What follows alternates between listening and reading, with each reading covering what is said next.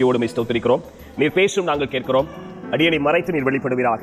ஆண்டவரே, என்னுடைய அறிவினால் அல்ல, உடைய அபிஷேகத்தினாலும் உடைய பிரசனத்தினாலுமே நிரம்ப விரும்புகிறேன். என்னை மறைத்து நீர் வெளிப்படுவீராக. பிரயோஜனமான ஊழியக்காரன் செய்ய வேண்டியதை மாத்திரம் செய்யும்படி வந்திருக்கிறேன். எல்லா துதி கன மகிமை உமக்கே உரியது, உமக்கே செலுத்துகிறேன். நீர் பெருகவும் நாங்கள் சிறுகவும் வேண்டும் என்று விரும்புகிறோம். எங்களை தாழ்த்துகிற அர்ப்பணிக்கிறேன். நீர் பேசும் நாங்கள் கேட்கிறோம். எங்கள் ஆவி ஆத்மா சரீரம் சிந்தைகளை கிறிஸ்து இயேசுக்குள்ளாக சிறைபிடிக்கிறோம். நீர் பெரிய காரியங்களை செய்யும். இயேசுவின் நாமத்தில் ஜெபிக்கிறோம். ஜெபங்களும் நல்ல பிதாவே, ஆமென்.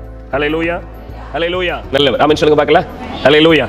சரி, பாருங்க, நாங்க நேற்றைய தினத்திலிருந்து இந்த காரியத்தை தியானித்து வருகிறோம். நேற்றைய தினத்தில் வந்தவர்கள் பாக்கியவான்கள். ஆமென் சொல்லுங்க பார்க்கலாம். உபவாச ஜெபம், 3 நாள் உபவாச ஜெபம் அறிவிக்கப்பட்டது. அதுல நேற்றையும் அதுக்கு முந்தின நாள் வந்தாங்க. அதற்காக நான் கர்த்தரை ஸ்தோத்திரிக்கிறேன். அதனுடைய தொடர்ச்சி தான் இன்னைக்கு பார்க்க போறோம். சரிங்களா? பைபிள் வசனம் சொல்லுகிறது, நீ சுதந்தரிக்க போகிற தேசத்தில் உன் தேவனாகிய கர்த்தர் உன்னை பிரவேசிக்க பண்ணி உன்னை பார்க்கிலும் ஜனம் பெருத்த ஜாதிகளாகிய ஏத்தியர், கிர்காசியர், எமோரியர், கானானியர், பெரிசியர், ஏவியர், எபூசியர் என்னும் 7 பலத்த ஜாதிகளை உனக்கு முன்பதாக திரட்டுவார் அப்படின்னு சொல்லுகிறார். அல்லேலூயா சொல்லுங்க பார்க்கலாம். நீங்க ஆண்டோட பிள்ளைங்க ஒரு சத்தியத்தை தெரிஞ்சுக்க போறீங்க. தேவன் உங்களுக்கு கொடுத்திருக்கிற ஆசீர்வாதத்தை, நன்மைகளை, ஆசீர்வாதங்களை சுதந்தரிக்கணும் அப்படின்னு சொன்னா இந்த 7 பலத்த ஜாதியும் நாம திரட்டணுமா? அல்லேலூயா சொல்லுங்க பார்க்கலாம். 7 ஒருவேளை சிலர்லாம் சொல்லுவாங்கல்ல, 7 சனி என்ன செஞ்சிருக்கு, பிடிச்சிருக்கு அப்படிம்பாங்க. இந்த 7 பலத்த ஜாதியும் திரட்டப்படும் போது தேவன் உங்களுக்கு வச்சிருக்கிற ஆசீர்வாதத்தை நீங்கள் சுதந்தரிக்க முடியும். இந்த 7 பலத்த ஜாதியும் 7 விதமான அசுத்த ஆவிகளுடைய கிரியைகள்.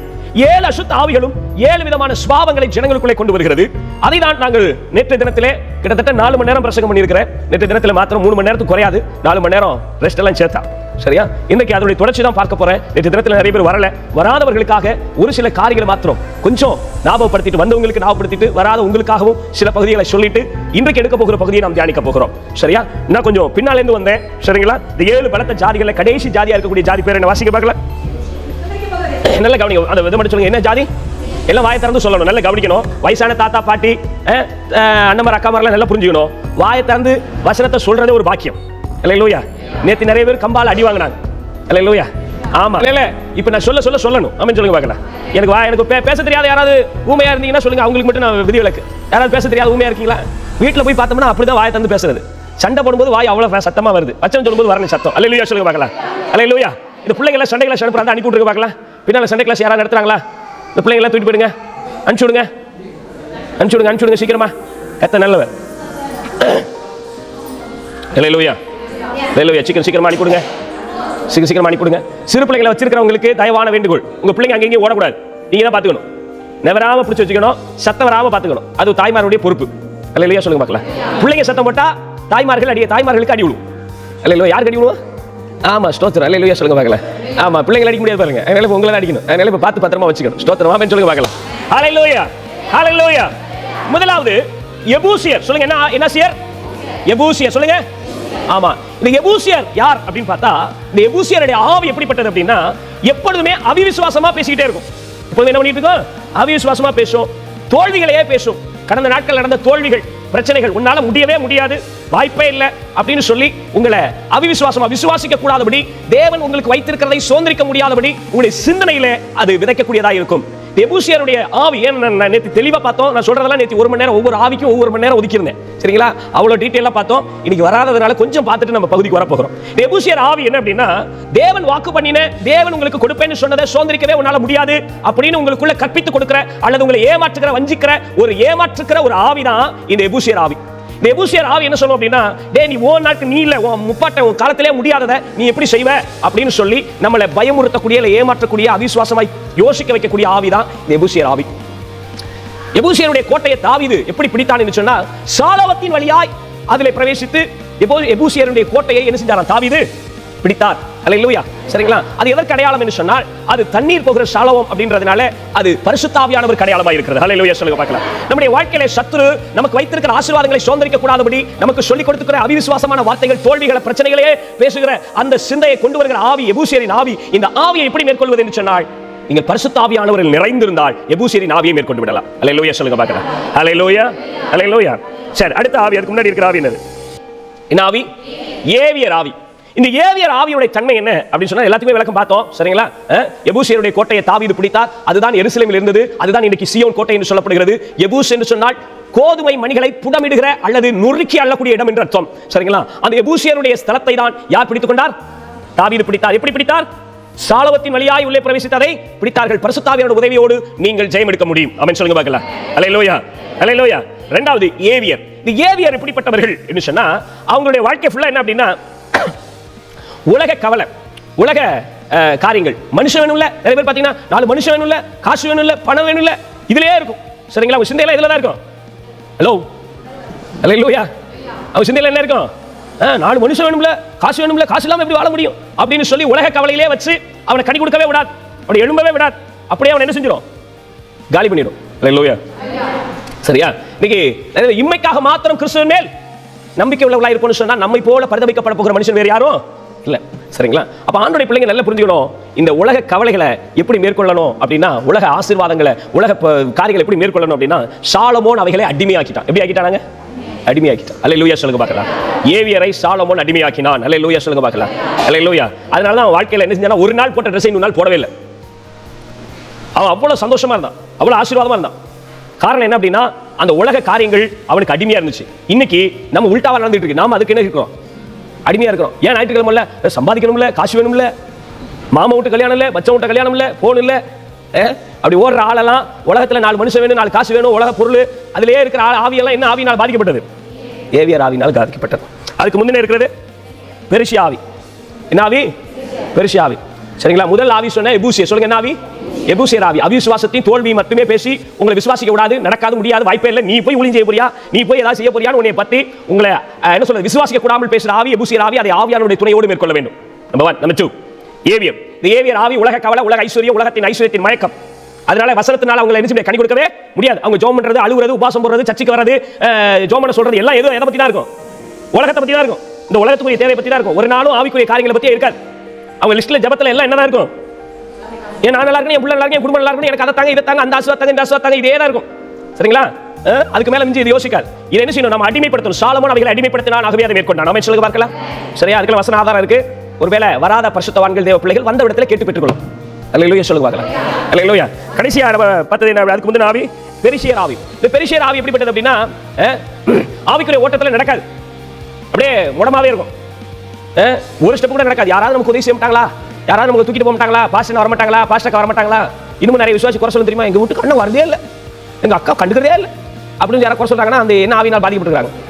பெரிசிய ஆவினால் பாதிக்கப்பட்டிருக்காங்க அர்த்தம். அல்லேலூயா. சரியா? அப்ப என்ன அப்படின்னா, யாராவது தூக்கிட்டு போக மாட்டாங்க. 38 வருஷம் ஒருத்தன் படுத்துக்கிறான். எங்க படுத்துக்கிறான்? பேஸ்தாகுளத்துல படுத்துக்கிறான். ஸ்தோத்திரம். அவன் 38 வருஷம் நவுந்து போயிருந்தா கூட எங்க போய் விழுந்துருக்கலாம்? குளத்துல போய் விழுந்துருக்கலாம். அவன் நவர கூட இல்லை. 38 வருஷமா என்ன தான் அங்கே படுத்துக்கிறான். இந்த பெரிசிய ஆவி பாதிச்ச ஆள் என்னன்னா, எத்தனை வருஷம் ஆனாலும் ஆவிக்குரிய வாழ்க்கையில ஒரு இம்மி கூட நவராது. எனக்கு யாராவது துணைக்கு ஆள் இருந்தா நான் என்ன ஊழியம் செஞ்சிருப்பேன் தெரியுமா அப்படின்னு சொல்லி நம்மள என்ன செஞ்சிடும்? ஆவிக்குரிய ஓட்டத்தை தடை பண்ணிவிடும். சரிங்களா? இந்த பெரிசிய ஆவி. இதை மேற்கொள்ளணும்னா கர்த்தரோடு இணைந்து கொள்ளுங்கள், கர்த்தருடைய வார்த்தைக்கு கீழ்ப்படிங்க. ஆமென் சொல்லுங்க பார்க்கலாம். அல்லேலூயா. அப்படி கீழ்ப்படியும் போது, தேவனோடு இணைந்து கொள்ளும் போது, அதை அங்கீகரிக்காத போது நம்ம ஜெயம் எடுத்துருவோம். ஆமென் சொல்லுங்க பார்க்கலாம். மொத்தம் 3 ஆவிகளை பார்த்துக்கிறோம். என்ன ஆவி? சும்மா ஷார்ட் நோட் தான் பார்த்துக்கிறோம். சொல்லுங்க பார்க்கலாம். எபூசியர். சொல்லுங்க, என்ன சியர்? எபூசியர், ஏவியர், பெரிசியர். எபூசியர்ங்கிறவங்க அவிசுவாசமா பேசுற ஆட்கள். ஏவியர் உலக கவலை, உலக ஐஸ்வர்யம், மனுஷன் தான் முக்கியம், காசு தான் முக்கியம், அதுக்காகவே வாழ்றது, அதுக்காகவே ஜெபம் பண்றது, அதுக்காகவே தன்னுடைய வாழ்க்கையை பெருமுதியை ஒதுக்குற ஆட்கள். சரிங்களா? அதுதான் இந்த ஏவியர் ஸ்பிரிட். அது இன்னைக்கு ஜனங்களை தாக்கி இருக்கு. 3வது பெரிசியர். பெரிசியர் என்ன அப்படின்னா, ஆவிக்குரிய வாழ்க்கையில எதையுமே சுயமா நடக்க மாட்டாங்க.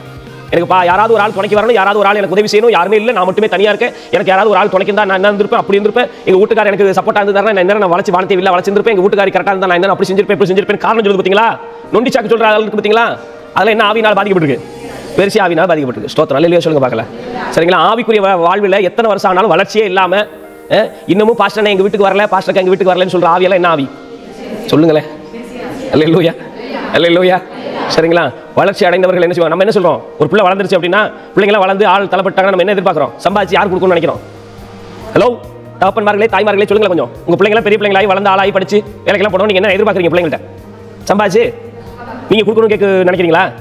என்ன எதிர்பார்க்குறீங்க? சம்பாதிச்சு அப்பா அம்மா பிள்ளைங்க பார்த்துக்கணும்னு நினைக்கிறோம். நியாயம் தானே? சொல்லுங்க, நியாயம் தானே? ஆனா இன்னமும் என்னை தூக்கிட்டு போய் பிள்ளைங்க சொன்னா எப்படி கோவம் வருமோ அது மாதிரி இருக்கு இன்னைக்கு சபையில நிறைய விசுவாசி பண்றது. எங்க வீட்டுக்கு ஜெபம் பண்ணவே வரல, ஆட்டுக்கு உடம்பு சரியில்லை, நீங்க வந்து ஆட்டுக்கு ஜெபம் பண்ணுங்க, மாட்டுக்கு ஜெபம் பண்ணுங்க, மாட்டுக்கு ஜெபம் பண்ணா பார்த்து ஜெபம் பண்றது. நீ ஆட்டுக்கு மாட்டு கூட ஜெபம் பண்ண வக்கில்ல லைக் இல்லைன்னா எதுக்கு தான் நீ விசுவாசி?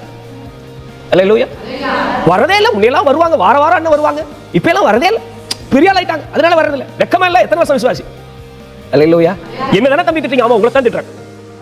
அல்லேலூயா. குத்தி பேசுறீங்களா? ஆமா, கும்மாங்குத்து கூட குத்தி பேசுவேன். அல்லேலூயா சொல்லுங்க பார்க்கல. அல்லேலூயா. ரோட்ல போறவங்களுக்கு பிரசங்கம் இல்ல, உங்களுக்கு தான் பிரசங்கம் பண்றேன். ஆமே சரிங்களா? என்னத்தான் பேசுறீங்களா? ஆமா, அட்ரஸ் பேர் எல்லாத்தையும் சொல்லவா, நம்பர் முதல்ல எடுத்து சொல்லுவேன். அல்லேலூயா சொல்லுங்க பார்க்கலாம். ஆட்டுக்கு ஜெபம் பண்ணுங்க, மாட்டுக்கு ஜெபம் பண்ணுங்க, வயலுக்கு ஜெபம் பண்ணுங்க, இதுக்கெல்லாம் நான் ஜெபம் பண்ணிட்டு இருந்தா எப்பதான் ஆத்மாக்கு ஜெபம் பண்றது? அல்லேலூயா சொல்லுங்க பார்க்கலாம். ஆவிக்குரிய வாழ்வில 38 வருஷமா ஒருத்தன் என்ன செஞ்சிருக்கான்? குளத்திலேயே படுத்துக்கான இருக்கான், குளத்து கரையிலே. ஆண்டவர் போய் கேட்கிற, ஏன்டா என்னாச்சுடா ரொம்ப நாளா படுத்துருக்கேன் என்னன்னு கேட்டா, நான் தேவ தூதன் இறங்கி குளத்தை கலக்கும் போது நீ தூக்கிட்டு கொண்டு போய் விடுறதுக்கு ஒரு ஆள் கூட இல்லைங்க, அதனால இங்கே படுத்து கிடக்கிறேன் அப்படின்னு. நல்ல வேலை ஏசுநாதன் அந்த வசி எழுப்பி விட்டு அனுப்பி விட்டார். நான் அந்த கொண்டுட்டு வந்து குளிய போட்டு போ தொலைஞ்சு போய் இயேசுவின் நாமத்தில். 38 வருஷமா நவுந்து போயிருந்தா கூட எங்க போய் விழுந்துருக்கலாம், குளத்துல போய் விழுந்துருக்கலாம். இயேசு கிறிஸ்து பிறக்காதுக்கு முன்னாடியே போய் படுத்துட்டாங்க. அல்லேலூயா சொல்லுங்களேன். இயேசு கிறிஸ்து பிறக்காதுக்கு முன்னாடியே போய் படுத்துட்டாங்க குளத்து கரையில. என்னன்னா ஒவ்வொருத்தரும் எனக்கு முன்னாடி ஒருத்தன் போய் குதிச்சு போயிடுறாயா, நீ ஏன்டா போகல, ஏன்னா யாரும் தூக்கிட்டு போறதுக்கு ஆள் இல்லை. நீங்க ஆவிக்குரிய வாழ்க்கையில ஒரு இம்மி கூட நவர விடாம உங்களை வச்சிருக்கிறது காரணம் இந்த பெருசிய ஆவி. உன்னை யாரா தூக்கணும், நீ தூக்கினாதான் நடக்க முடியும் அப்படின்னு உங்களை ஏமாத்தி வச்சிருக்க ஆவி. ஹல்லேலூயா. நீங்கள் அதை மேற்கொண்டீர்கள் சொன்னால் ஆவிக்குரிய வாழ்வில் எழுந்து நடக்க ஆரம்பித்து விடுவீர்கள். ஆமென் சொல்லுங்க பார்க்கலாம். ஹல்லேலூயா. ஹல்லேலூயா. 3 ஆவிகளை பார்த்துட்டோம். இப்ப 4வது ஆவி, இன்னைக்கு உள்ள பிரசங்கமே அதுதான். சரியா? இதில் நேற்று வராதவர்களுக்காக சும்மா ஒரு சின்ன நோட் கொடுத்தேன். 3 ஆவிக்கு 3 மணி நேரத்துக்கு குறையாம பிரசங்கம் பண்ணியிருக்கிறேன். சரியா? பிரசங்கம் பண்ணி அதுக்கு பதில் சொல்லி நான் அடி வேற கொடுத்துருக்கிறேன். ஸ்தோத்திரம். ஹல்லேலூயா. இப்போ 4வது ஆவியை குறித்து பார்க்க போகிறோம். இன்னைய பிரசங்கம் இதுதான். சரியா? உபாகமத்தின் புத்தகம் 7வது அதிகாரம் 1வது வசனத்தில் எபூசியர், ஏவியர், பெருசியர், அதுக்கு முன்னாடி இருக்கிறது என்ன ஆவி? கானானிய ஆவி. என்ன ஆவி சொல்லுங்க? கானானிய ஆவி. இந்த கானானிய ஆவிங்கிறது என்ன, அதை நாம் எப்படி மேற்கொள்ள வேண்டும் அப்படிங்கறதை இன்னைக்கு பார்க்க போகிறோம். இதுவரை பார்த்ததெல்லாம் நேற்றைய பிரசங்கத்தினுடைய சின்னதா ஒரு நோட் கொடுத்திருக்கேன், அவ்வளவுதான். சரியா? இன்னைக்கு நாம் பார்க்க போகிறது கானானிய ஆவி. நேற்று வந்தவர்கள் விசேஷமா குறிப்பு டக்கு டக்குன்னு எடுத்து வச்சுக்கோங்க, உங்களுக்கு அது பிரயோஜனமா இருக்கும். அல்லேலூயா. சரி, இந்த கானானிய ஆவி அப்படிங்கிறது என்ன அப்படின்னா, என்ன சொல்றதுன்னா, கீழ்நோக்கு சிந்தை உள்ளவர்கள் இல்லது தரம் தாழ்ந்த சிந்தை உள்ளவர்கள் அப்படின்ற அர்த்தம் இந்த கானானிய அப்படின்றவர்களுக்கு. இந்த கானானியர்கள் எப்பொழுதுமே என்ன அப்படின்னா, ஒரு அற்ப சந்தோஷத்தை பெருசா நினைக்கிறவங்கன்னு அர்த்தம். சரிங்களா? இன்னும் சொல்லப்போனா, இன்னும் புரியுற மாதிரி சொல்லணும்னா, சிற்றின்பங்கள்ல அடிமையா இருக்கிறவங்கன்னு அர்த்தம். இன்னைய பொழுதுல சந்தோஷமா இருந்தா போதும், இன்னைக்கு சந்தோஷமா இருந்தா போதும் அப்படின்னு சொல்லி சிற்றின்பங்களுக்கு அடிமையா இருக்கிற நபர்களாக இந்த கானானியர்கள் இருந்தார்கள். சரிங்களா? இந்த கானானியர்கள் அப்படின்னு சொன்னா, இன்னொரு படி நமக்கு புரியுற மாதிரி சொன்னா, கீழ்த்தரமான சிந்தை உள்ளவர்களாக இருந்தவர்கள், சிற்றின்பங்களுக்கு அடிமையாக தங்களை விட்டுக் கொடுத்தவர்கள், ஒரு நாள் வாழ்வை இன்பம் என்று எண்ணுகிறவர்கள், இவர்கள் கானானியர்கள். இந்த கானானியர்கள் அப்படின்னு சொல்லும் போதே the lowland people அப்படின்னு சொல்லக்கூடிய அர்த்தம். அவர்களுடைய வாழ்வு அமைப்பு எல்லாமே எப்படி இருந்துச்சுன்னா, ரொம்ப என்ன சொல்றது, குறுகிய மனப்பான்மையோட தரிசனமற்றவர்களாக, சும்மா சந்தோஷமா இருக்கணும், ஜாலியா இருக்கணும், அனுபவி ராஜா அனுபவி, அப்படிப்பட்ட ஒரு வாழ்க்கை வாழ்ந்த ஒரு கூட்டம் தான் இந்த கானானிய கூட்டம். சரி, இந்த கானானியர் யார், எங்கிருந்து வந்தார்கள் அப்படிங்கறத நம்ம பார்க்கணும். அந்த ரூட் எங்க இருக்குன்றதை கண்டுபிடிக்க போகிறோம், அதை நாம் தெரிந்து கொள்ள போகிறோம். கர்த்தர் நம்மளோடு பேசுவாராக. ஆதியாகமத்தின் புத்தகம் 9வது அதிகாரம், ஆதியாகமத்தின் புத்தகம் 9வது அதிகாரம் 22வது வசனத்தை வாசிக்கலாம். பக்கம் 10, 10வது அதிகாரம் 1வது வசனத்தை வாசிங்க. பக்கம் 10, 10வது அதிகாரம் 1வது வசனம். நல்ல கவனிங்க. நோவாவின் குமாரனாகிய சேம், காம், யாப்பேத் என்பவர்கள் வம்சம் வரலாம். நல்ல கவனிங்க. அல்லேலூயா சொல்லுங்க பார்க்கலாம். நோவா, நோவா எத்தனை பேருக்கு தெரியும்? ஸ்தோத்திரம். அல்லேலூயா. சத்தியமா எனக்கு தெரியாது பாஸ்டர் அப்படிங்கிறவங்க சொல்லுங்க பார்க்கலாம். ஸ்தோத்திரம். நோவா என்ன செஞ்சாரு? என்ன செஞ்சாருங்க? பேலை செய்தார். இன்னைக்கு நிலக்கரி, கச்சா எண்ணெய் எடுக்கிறாங்க பூமியில இருந்து. இதெல்லாம் எங்க எடுக்கிறாங்க அப்படின்னா, நோவாவின் நாட்களில் வெள்ளப்பெருக்கினால் அழிந்து போன மரங்கள்லாம், காடுகள் தான் இன்னைக்கு நிலக்கரியா எடுக்கப்படுகிறது. நோவாவுடைய நாட்கள் அழிந்து போன விலங்குகள், மனிதர்கள், அவர்களுடைய சரீரத்திலிருந்து வரக்கூடிய ஒரு விதமான திரவம் தான் இன்னைக்கு என்னவா எடுக்கப்படுது? கச்சா எண்ணெயா எடுக்கப்படுகிறது. சரியா?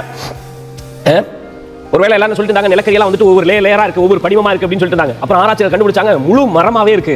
அப்ப ஏதோ ஒரு இயற்கை சீற்றம் நடந்ததுனால முழு உலகம் அழிக்கப்பட்டிருக்கு. அதனால அங்கங்க ஒரு சுழல்ல சுழண்டு அந்த மரங்கள், விலங்குகள் ஒரு இடத்துல புதைக்கப்பட்டிருக்கு. அதனால தான் அந்த இடத்துல இருந்து நிலக்கரிகள், குறிப்பிட்ட இடத்துல நிலக்கரிகள் கிடைக்கிறது, குறிப்பிட்ட இடத்துல கச்சா எண்ணெய்கள் கிடைக்கிறதுக்கு காரணம் அதுதான்.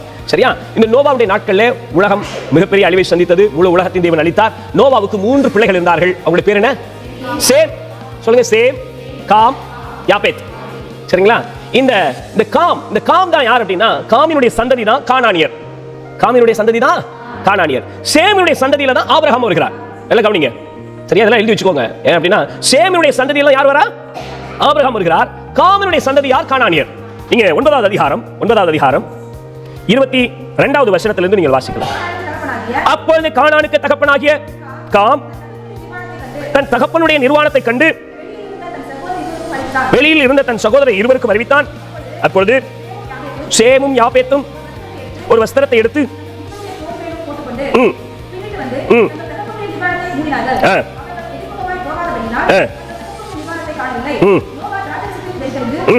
விழித்தபோது தன் இளைய குமாரன் தனக்கு செய்ததை அறிந்து கானான் சபிக்கப்பட்டவன் தன் சகோதரிடத்தில் அடிமைகளுக்கு அடிமையாயிருப்பான் என்றான். சேமுடைய தேவனாகிய கர்த்தருக்கு ஸ்தோத்திரம் உண்டாவதாக. கானான் அவனுக்கு அடிமையாயிருப்பான். போதும். அல்லேலூயா. எல்லாம் கவனிங்க. இங்க காம் என்ன செஞ்சான் அப்படின்னா நோவாவுடைய நிர்வாணத்தை கண்டான் அப்படின்னு சொல்லப்பட்டிருக்கு. வேத வல்லுநர்கள் என்ன சொல்றாங்க அப்படின்னா இங்க அவன் வேசித்தனம் பண்ணான் என்று சொல்லி சொல்றாங்க. சரிங்களா? தகப்பனோட வேசித்தனம், அதாவது கீழ்த்தனமா ஒருவேளை தகப்பனுடைய நிர்வாணத்தை பார்த்துட்டு அவங்க அப்பா வந்து இப்படி படுத்து கிடக்கிறான்னு போய் என்ன செய்யறான், பரியாசமாய் சொல்லுகிறான். சரிங்களா? ஆனா இங்க சேமும் யாப்பேத்தும் என்ன செய்தார்கள் என்று சொன்னா பின்புறமா தோல்ல போட்டுட்டு பின்புறமா போய் என்ன செஞ்சிட்டாங்க, அவருடைய தகப்பனுடைய நிர்வாணத்தை மூடினார்கள். இந்த கானானியர் எப்படிப்பட்டவர்கள் அப்படின்னு சொன்னா அவருடைய சிந்தை எல்லாம் விபச்சாரமும் வேசித்தனமும் அருவருப்புகளும் நிறைந்த சிந்தை, சிற்றின்பங்களுக்கு அடிமையான சிந்தை, மதுபானத்துக்கு அடிமையான சிந்தை, புகையிலை பொருட்களுக்கு அடிமையான சிந்தை. இந்த கானானி ஆவி என்ன செய்யணும், ஜனங்களை சிற்றின்பங்களுக்கு அடிமைப்படுத்தும். தேவ ஜனங்களையும் கூட இன்றைக்கு சிற்றின்பங்களுக்கு அடிமையாக வைத்திருக்கிறது. நீங்க ஆதியாகமத்தின் புத்தகம் 10வது அதிகாரம் 15வது வசனத்தை வாசிங்க. கானான் தன் மூத்த மகனாகிய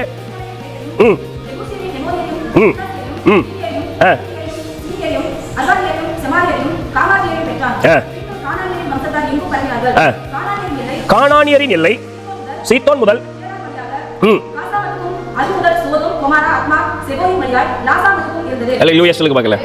நல்ல கவனிங்க. கானானுடைய எல்லையில என்னென்ன பட்டணங்கள் இருந்துச்சு? முக்கியமான பட்டணம் என்ன? 2 பட்டணம் என்ன இருக்கு?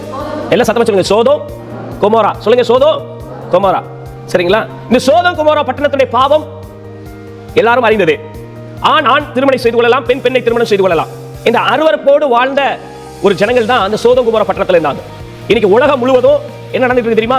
ஆணை திருமணம் செய்துக்கலாம், பெண் பெண்ணை திருமணம் செய்துக்கலாம். இதை சட்டப்பூர்வமா அங்கீகரிக்கும்படி அவங்க போராடிட்டு இருக்காங்க. பல தேசங்கள்ல, மேலை நாடுகள்ல இது அங்கீகரிக்கப்பட்டுருச்சு. அப்படி சட்டமா அங்கீகரிக்கப்பட்டுருச்சுன்னா அதை என்ன செய்யணும்? எல்லாரும் அதை ஏத்துக்கணும். அதை முடியாதுன்னு சொல்ல முடியாது. சரிங்களா? ஆண் திருமணம் செய்து கொள்ளலாம் அப்படின்னு இந்தியாவில் சட்டம் கொண்டு வரதுக்கு முயற்சி பண்ணிருக்காங்க. இன்னும் அது நிலையில் இருக்குது. சரிங்களா? உச்சநீதிமன்றம் அதுக்கு கட்டணம் தெரிவித்திருக்கிறது. சரிங்களா? ஒருவேளை சிலர் இது வந்துட்டு மனித உரிமை, ஒரு ஆண் திருமணம் செய்து கொள்ளலாம் தப்பு இல்ல, ஒரு பெண் பெண்ணையே திருமணம் செய்து கொள்ளலாம் தப்பு இல்லைன்னு சொல்லக்கூடிய ஒரு மோசமான கலாச்சாரத்துக்குள்ள இன்னைக்கு வந்திருக்கிறோம். நீ யோசிச்சு பாருங்க, கானானியனுடைய ஆவி இன்றைக்கு தேசங்களை பாழாக்கி கொண்டிருக்கிறது, குடும்பங்களை பாழாக்கி கொண்டிருக்கிறது. இதுல என்ன தப்பு இருக்கு? யார் இந்த பாவத்தை செய்யல? இதெல்லாம் ஒரு பாவமா? இதெல்லாம் யார் எல்லாம் தான் செய்யறாங்க அப்படின்னு சொல்லி சிற்றுமங்களை பாவத்தின் தண்ணீரை போல பருகக்கூடிய ஒரு ஸ்வாபத்துக்குள்ளாக தேவ ஜனங்களை வஞ்சிக்கிற ஒரு ஆவி தான் கானானியர் ஆவி. அல்லேலூயா, அல்லேலூயா. நீங்கள் எடுத்து வாசிக்கலாம். ஆதியாகமத்தின் புத்தகம் 13வது அதிகாரம் 12லிருந்து 10வது வசனத்திலிருந்து வாசிக்கலாம். ஆதியாகமத்தின் புத்தகம் 13 10வது வசனத்திலிருந்து வாசிக்கலாம். பக்கம் 13. அப்பொழுது லோத்து தன் கண்களை ஏறெடுத்து பார்த்து சமபூமி முழுவதும் நீர்வளம் பொருந்தினதாய் இருக்க கண்டான். கர்த்தர் சோதோமை குமாராவை அழிக்கும் முன்னே சோவாருக்கு போகும் வழி மட்டும் அது கர்த்தருடைய தோட்டத்தை போலவும் எகிப்து தேசத்தை போலவும் இருந்தது. அப்பொழுது லோத்து யோர்தானுக்கு அருகான சமபூமி முழுவதையும் தெரிந்து கொண்டு கிழக்கே பிரயாணப்பட்டு போனான். இப்படி அவர்கள் ஒருவரை விட்டு ஒருவர் பிரிந்தார்கள். ஆபிரகாம் கானான் தேசத்தில் குடியிருந்தான்.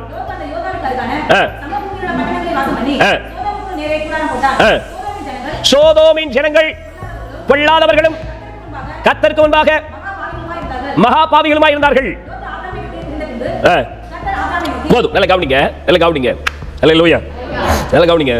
இந்த சமபூமி முழுவதையும் யார் தெரிந்து கொண்டானா? யார் தெரிந்து கொண்டது? லோத்து தெரிந்து கொண்டான். பாருங்க என்ன அப்படின்னா, எபிரேய மொழியில சமபூமிங்கிறது களியாட்டுகள் நிறைந்த இடம்னு அர்த்தம், சிற்றின்பங்கள் நிறைந்த இடம்னு அர்த்தம்.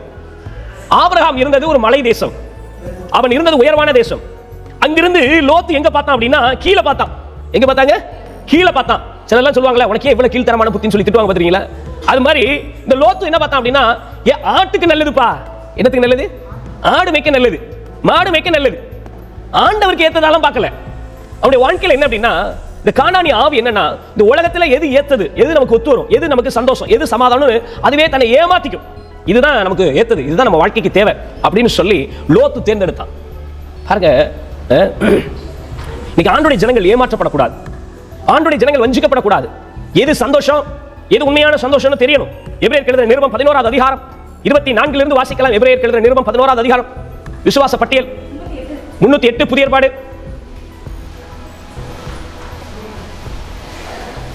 24வது வசனத்துல இருந்து நினைக்கிறேன். கரெக்ட்டா? விசுவாசத்தினாலே தான் பெரியவனான போது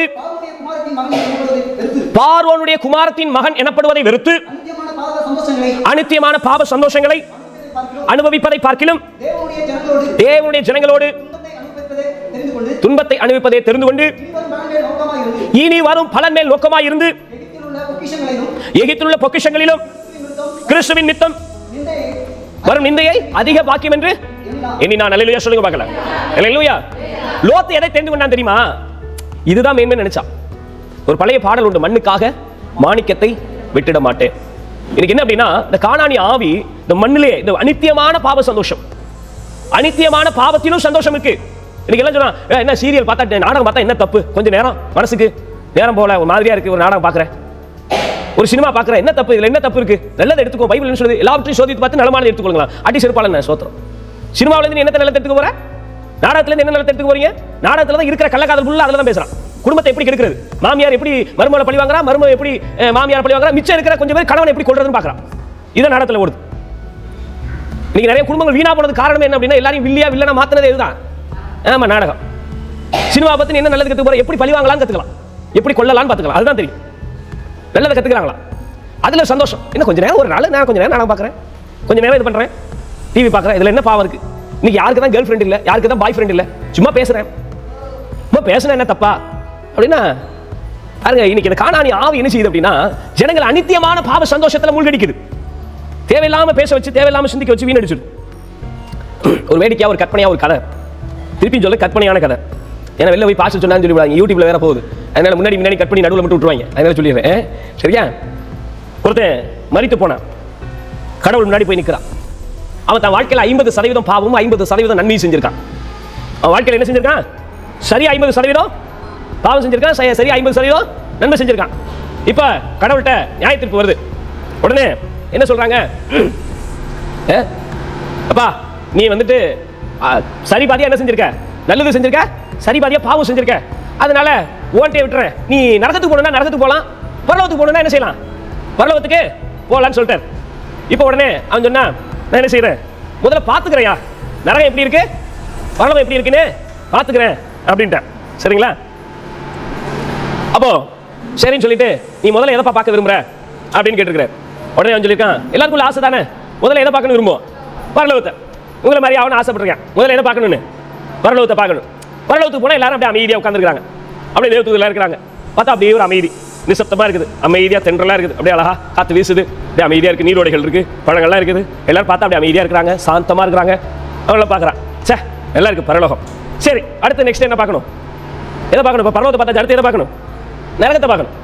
நரகத்துக்கு போனால் இவன் நினைச்சிருக்கான், நரகத்தை பற்றி தான் நிறைய நம்ம சொல்லியிருப்போமே, வேதனை உள்ள இடம் புழுக்கலங்கை சாகாது அப்படிலாம் பைபிள் சொல்லுதில்ல. அதனால ஐயோ நரகம் எப்படி இருக்குன்னு பார்ப்போம், ஏன்னா பாஸ்டர் பயங்கரமா பிரசங்கம்லாம் பண்ணியிருக்காரு, புழுக்கலங்கை சாகாது அப்படி இப்படின்னு சொல்லியிருக்காரு, அங்கே போய் எப்படி இருக்குன்னு பார்க்கணும்னு சொல்லிட்டு சரின்னு சொல்லிட்டு எங்கே வந்துட்டாரு. இப்போ நரகத்துக்கு வந்தாச்சு. நரகத்துக்கு வந்தா நரகத்தில் என்ன நடக்குது அப்படின்னா, ஒரே பாட்டு, டான்ஸ், மியூசிக். நரகத்தில் ஒரு பக்கம் பார்த்தா சினிமா ஓடிட்டு இருக்கு, கை தட்டி விசில் அடிச்சிட்டு இருக்காங்க ஜனங்க, இன்னொரு பக்கம் பார்த்தா சீரியல் ஓடிட்டு இருக்கு. இப்படி ஒரே சந்தோஷம். அடடா அடடா, சீரியல் வேற அங்கே விட்டுட்டு வந்துட்டேன், எப்படா பார்க்கறதுன்னு நினைச்சேன். நரகத்தில் என்ன ஓடுது? சீரியல் ஓடுது. நான் பார்த்த சீரியலே கரெக்டா ஓடுது, அதனால தொடர என்ன செஞ்சிடலாம், ஓடுது. நமக்கு பிடிச்ச தலைவருடைய சினிமா வேற ஓடுது, அதனால என்ன செய்யலாம்? அடடா அடடா, நரகம் என்னமோ சொல்லி பாஸ்டர் வேற பயமுறுத்தி விட்டாரு, இவ்வளவு நாளே நம்ம வேற நரகத்துக்கு போயிடக்கூடாது, நரகத்துக்கு போய்விடுவாய் அப்படின்னு சொல்லி பயமுறுத்திட்டாரு.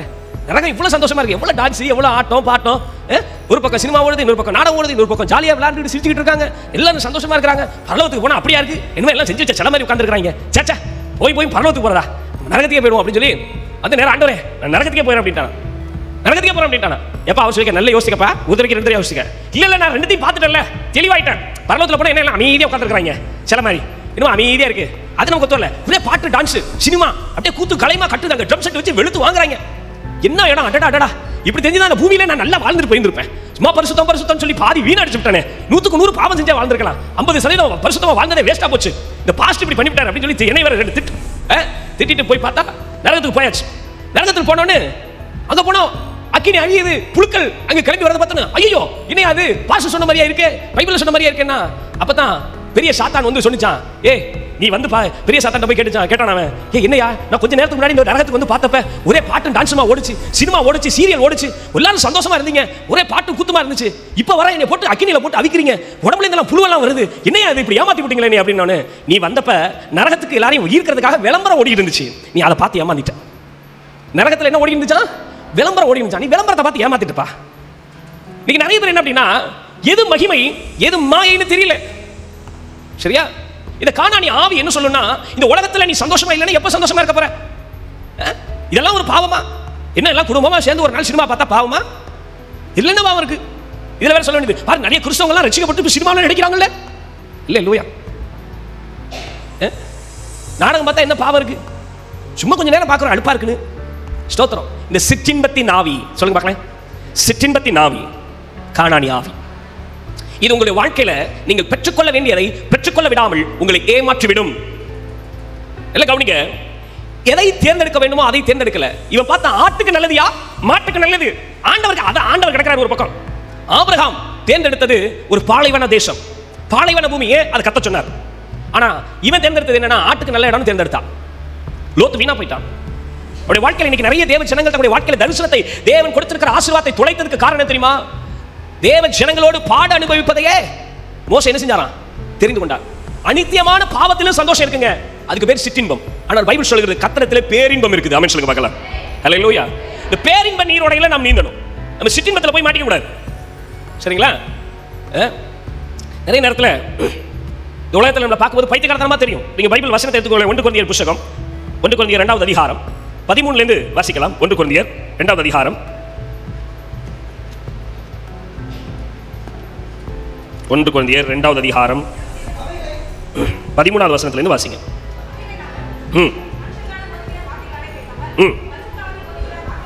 பரிசுத்த ஆவி போதிக்கிற வார்த்தைகளாலே பேசி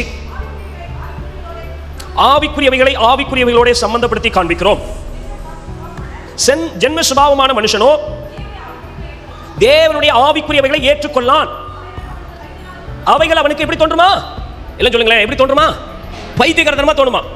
ஆண்டவருக்காக வாழ்றது இன்னைக்கு நிறைய பேர் ஜென்ம சுபாவத்தின்படி வாழ்றதுனால என்ன பைத்தியக்காரத்தனம், இதெல்லாம் பாவம், இதெல்லாம் இது என்ன, அப்ப உலகத்துல யார் தான் இருக்க முடியும் அப்படின்னு சொல்லி பைத்தியக்காரத்தனமா தெரியுமா? இந்த சிற்றின்பங்கள்ல எங்களை ஏமாற்றி வைத்திருக்கிற சத்ருவின் கிரியையிலிருந்து நீங்க வெளியே வர வேண்டும். ஆமென் சொல்லுங்க பார்க்கலாம். ஹல்லேலூயா. இந்த கானானி ஆவியை எப்படி மேற்கொள்றதுன்னு கடைசியா நான் சொல்லுவேன். சரிங்களா? இந்த கானானி ஆவி விபச்சார வேசித்தனத்தின் ஆவி, சிற்றின்பங்களின் ஆவி, அடிமைப்படுத்துகிற ஆவி, கொஞ்ச நேரம் கொஞ்சம் மதுபானத்தை குடிச்சா நல்லதுன்னு சொல்ற ஆவி, புகையிலை பொருட்களை பயன்படுத்தினா நல்லதுன்னு சொல்ற ஆவி, இதெல்லாம் தப்பு இல்லைன்னு சொல்ற ஆவி, எதிர்வாளருடைய நட்பை தவறல்ல என்று சொல்லுகிற ஆவி. இது என்ன ஆவி? கானானி ஆவி. இன்னைக்கு நிறைய குடும்பங்களில் கள்ள காதல், காதல்லாம் போய் இப்ப என்ன காதல் வந்துட்டு, கள்ள காதல் வந்துட்டு. இதெல்லாம் என்ன ஆவி? கானானி ஆவி, அருவருப்பின் ஆவி. இன்னைக்கு பரிசுத்தம் இல்லை, பரிசுத்தத்தை குலைக்கிற, பரிசுத்தத்தை வீணடிக்கிற ஆவி, உடைய நேரத்தை உடைய வாழ்க்கையை கெடுத்து உடைய நன்மைகளை தரிசனத்தை இழக்க பண்ணுகிற ஆவி இந்த கானானி ஆவி. இதுக்கு நம்ம இடம் கொடுக்கவே கூடாது. ஆமென் சொல்லுங்க பார்க்கலாம். ஆவிக்குரிய நிலையில பார்க்கணும். சரிங்களா? இது ஆண்டவருக்கு பிரியமான பார்க்கணும். லோத்து தேர்ந்தெடுக்கும் போது எதை தேர்ந்தெடுத்தான் தெரியுமா? மோசே தேர்ந்தெடுத்தது பாடுகளை தேர்ந்தெடுத்தான். அவனை பார்த்து எல்லாம் சொன்னா ஏய் அப்படின்னு எனக்கு ஒருத்தர் சொன்னாரு, நீங்க ரொம்ப தப்பு பண்றீங்க அப்படின்னாரு. சொல்லுங்க என்ன அப்படின்னு? இவ்வளவு படிச்சுட்டு வேலைக்கு போகாம ஊழியத்துக்கு வரேன்னு சொல்றீங்க, படிச்சுட்டு வேலைக்கு போனா உங்க அப்பாவுக்கு உதவியா இருக்கலாம்ல, சம்பாதிச்சு காசு கொடுத்தா நல்லா ஊழியம் செய்வார்ல, உங்க அப்பாவுக்கு பிரோஜனமா இருக்கலாம்ல. ஆமா, அவர் சொன்னது உலகத்தின்படி சரி. நான் வேலைக்கு போய் சம்பாதிச்சு எங்க அப்பா கொடுத்தா எங்க அப்பாவுக்கு உதவியா இருந்திருக்கலாம். ஆனா என் பரம தகப்பனுக்கு நான் பிரோஜனமாக இருந்திருக்க முடியாது. நாம் எதை தேர்ந்தெடுக்க வேண்டும் என்பதில் தெளிவுள்ளவர்களாக இருக்க வேண்டும். ஊழியத்தில் வந்து அப்படியே சந்தோஷமா அப்படி இருந்தேன்னு சொல்ல முடியாது. பாடுகள் உண்டு, பிரச்சனைகள் உண்டு, எதை செய்தாலும் விமர்சனங்கள் உண்டு. சும்மா இல்ல, என்ன செஞ்சாலும் என்ன உண்டு? விமர்சனங்கள், பாடுகள் உண்டு. எல்லாத்தையும் சுமந்து தான் ஓடணும். தேவ பிள்ளைகள் எதை தேர்ந்தெடுக்க போகிறோம்? அதனால தான் சொல்ல இக்காலத்து பாடுகள், சொல்லுங்க பார்க்கலாம், இக்காலத்து பாடுகள் மகிமைக்கு ஒப்பானவைகள் அல்லவே. அல்லேலூயா சொல்லுங்க பார்க்கலாம். ஆண்டோட பிள்ளைங்க ஒரு விஷயத்தை தெளிவா புரிஞ்சுக்கணும். உங்களை பார்த்து பைத்தியக்காரத்தனமா தெரியுதுன்னு சொல்லலாம். நாங்களாம் எவ்வளவு சந்தோஷமா இருந்தோம் தெரியுமா? இன்னைக்கு ஒரு நாள் சர்ச்சைக்கு போகாம என் கூட வந்தானே, கல்யாணம் எவ்வளவு சந்தோஷமா இருந்துச்சு தெரியுமா? இன்னைக்கு எவ்வளவு சந்தோஷமா இருந்தோம் தெரியுமா அப்படின்னு சொல்லலாம். சொல்லுங்க, கர்த்தருடைய பிள்ளைகளோடு இருப்பது நலம். அல்லேலூயா, அல்லேலூயா. அதை தேர்ந்தெடுக்க வேண்டும். நாம் தேர்ந்தெடுக்கிறது சிற்றின்பங்கள் இருக்கக்கூடாது, பாவத்தை இருக்கக்கூடாது, ஏதோ கொஞ்ச நேரம் விடுதலை கிடைச்சா போதும் நினைக்க கூடாது. இந்த வாழ்க்கையில மகிமையானதை தேர்ந்தெடுக்கணும். ஆமென் சொல்லுங்க பார்க்கலாம். அல்லேலூயா. இங்கு சொல்லப்பட்டிருக்கிறது, அவன் ஜென்ம சுபாவத்தில் இருக்கிறதுனால அவைகளை ஆவிக்குரிய வகைகளை ஏற்றுக்கொள்ள மாட்டான். அவைகள் அவனுக்கு எப்படி இருக்குமா? பைத்தியமாய் தோன்றும். அடுத்து வாசிங்க.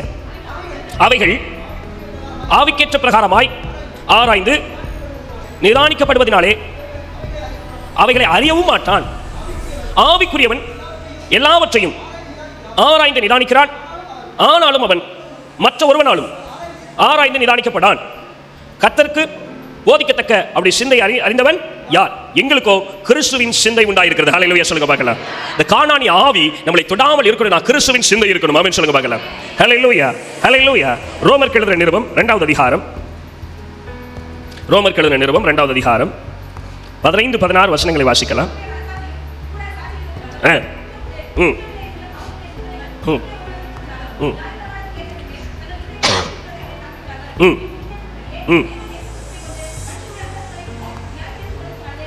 ஹல்லேலூயா. நியாய தீர்ப்பு என்று ஒன்று இருக்கிறது. எல்லாம் கவனிங்க. நம்முடைய வாழ்க்கையில இது கானானிய ஆவி நம்முடைய இருதயத்தை கரைப்படுத்த முயற்சிக்கும், சிற்றின்பங்களை சந்தோஷப்பட வைக்கும், அதை நம்ப வைக்கும். இது கடைசி நாட்களில் நியாய தீர்ப்புக்குள்ள வரும்னு பைபிள் சொல்கிறது. ஹல்லேலூயா ஹல்லேலூயா. நீங்க கிறிஸ்துவின் மித்தமா நீங்க கர்த்தருக்குள்ள ஓடுனீங்கன்னா அதற்குரிய பலனை தேவன் வைத்திருக்கிறார். ஆமென் சொல்லுங்க பார்க்கலாம். ஹல்லேலூயா. ஒருவேளை இந்த பூமியில தேவன் உங்களுக்கு கொடுப்பார், ஒருவேளை அதற்கு கொடுக்கல அப்படின்னா மகிமையில மகிமையா இருப்பீர்கள். ஆமென் சொல்லுங்க பார்க்கலாம். ஹல்லேலூயா. என்னை பார்த்து ஒருத்தர் சொன்னார், பாவம் சின்ன வயசுல ஊழியத்துக்கு வந்துட்டீங்க, கஷ்டப்படுறீங்க அப்படின்னாரு. எனக்கு கோவம் வந்துருச்சு. ஏன் அப்படின்னா என்னை பார்த்து யாராவது பரிதாபப்பட்டா எனக்கு பிடிக்காது. எனக்கு பரிதாபப்பட்டு ஒருத்தவங்க எனக்கு ஊழியத்தில் காணிக்க கொடுத்தா வேண்டான்ற வச்சுக்க நீ, ஐயோ பாவம் இந்த கேஸை எனக்கு வேண்டாம் ஓடிவிடு. என்னை பார்த்து பரிதாபப்பட நீ யார்? ஹல்லேலூயா. நான் நல்லா தான் இருக்கிற, கர்த்தர் நீ நல்லா தான் வைப்பார். ஆமே, ஊழியத்தில் அபிஷேகத்தையும் அழைப்பையும் பார்த்து கொடுத்தா காணிக்க கொடுக்கலன்னு எடுத்துக்க ஓடிவிடு அப்படின்றேன். அப்போ சொன்னேன், ஐயோ பாவம் கிராமத்தில் வந்து கஷ்டப்படுறீங்க, சின்ன வயசுல வந்து கஷ்டப்படுறீங்க அப்படின்னாரு. நான் சொன்னேன், பரலோகத்துக்கு வந்து பார், அங்கே யார் மேன்மையா இருக்கிறார் என்பது விளங்கும். ஆமே, இங்கே நான் பாடுகளை அனுபவிப்பது இங்கே பைத்தியக்காரத்தனமாக இருக்கலாம், ஆனால் பரலோகத்திலே போகும்போது அவருடைய நாமத்து மொத்தம் பிரயாசப்பட்டவர்கள் பாடு அனுபவித்தவர்கள் மகிமையில நிற்க முடியும். ஹல்லேலூயா. ஆண்டவருடைய பிள்ளைகள் ஒரு விஷயத்தை புரிந்து வாழணும். இம்மைக்காக அல்ல, மகிமையிலே தேவன் எனக்கு வைத்திருக்கிற ஆசீர்வாதங்களை சுதந்தரிக்கும்படி தேவன் என்னை அழைத்திருக்கிறார்.